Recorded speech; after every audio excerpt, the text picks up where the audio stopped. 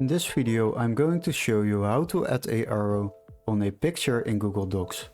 The first step is of course to open a picture into your Google Docs. You can upload it by clicking on Insert, Image and then Upload from Computer. Now we can select an image of our computer we want to use. Let's say we would like to use this picture. Now we have added this photo into our Google Docs. The next step is to add the arrow. You can do this by clicking on Insert again, then going to Drawing and then click on New. Now you have a drawing option.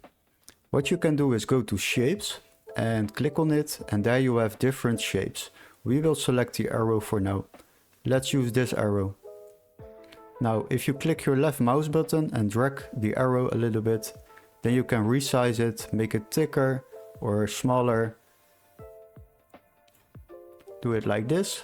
Now we will center it a little bit. Now we can adjust the color. You can change the fill color. We will make it red for now. And you also can change the border color. You can make it white. What we can do is also change the border white. So this is meaning that you will make the border color a little bit thicker. We will make it to 3. Now you have created an arrow. What we will do is save and close. And as you can see, the arrow is added underneath this photo, but we would like to add it above this photo. So what we will do, we will select the arrow and now you got some alignment options. And we would like to place it in front of a text. Click on that and now we can place the arrow over the photo, and as you can see it's not pointing in the right way because we want to point towards this guy which is walking over here. Now we will select the arrow again, click on Edit, and now you click on the arrow and then you will turn it.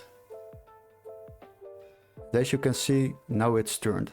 What we can do, we can resize it by dragging the corner a little bit and then point it towards this guy. And now you have successfully added an arrow on a picture in Google Docs.